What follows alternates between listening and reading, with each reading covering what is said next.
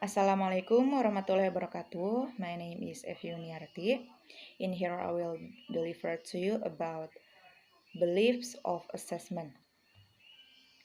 What we assess and how we assess, it depends to a large extent on our interconnected, typically implicit system of knowledge, values, and beliefs that inform our actions in the classroom.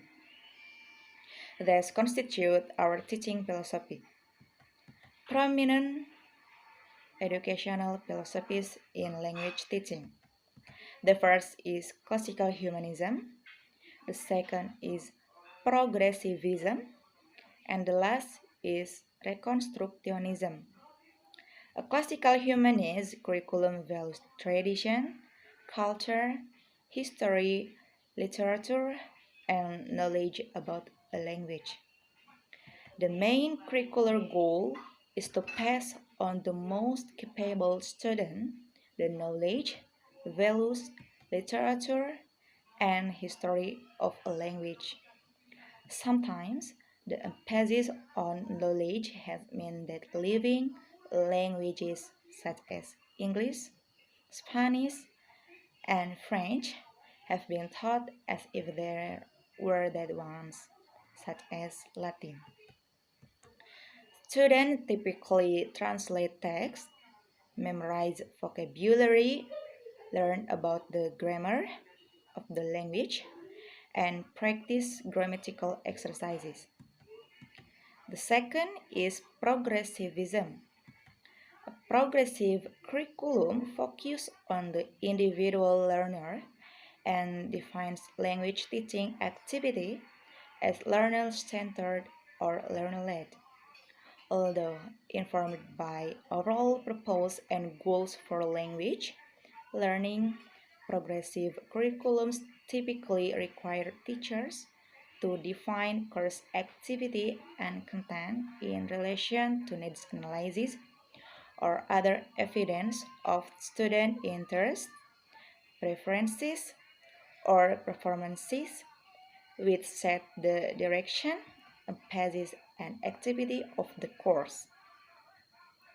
The teacher's attention is focused on the ongoing process of language learning and development in relation to the predefined purpose and or goal of the course.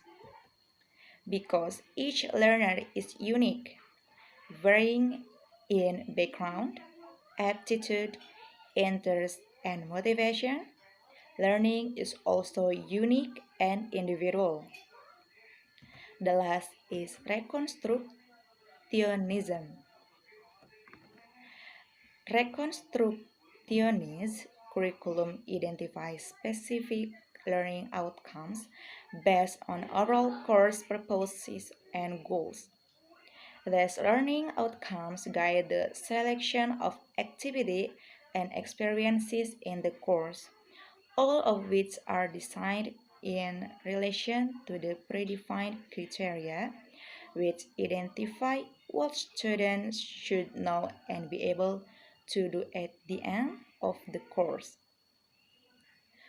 To White's three curricular philosophies, we will add one more. There is postmodernism or eclecticism. This educational philosophy values the spontaneous, unique, unplanned, and emergent learning that takes place each day in classroom setting. Because we are all unique individuals, every classroom, every interaction between a student and a teacher, the experiences of a language activity, and what may be learned from it are also unique, individual, and unpredictable. The four curricular philosophies defined above have very different expectations for teachers, students, content, context, and assessment. According to Connolly and Clendenin, 1988, we can analyze any language curriculum by examining the role of the content, the teacher, the student, and the context or milieu. That's all from me. Wassalamualaikum warahmatullahi wabarakatuh.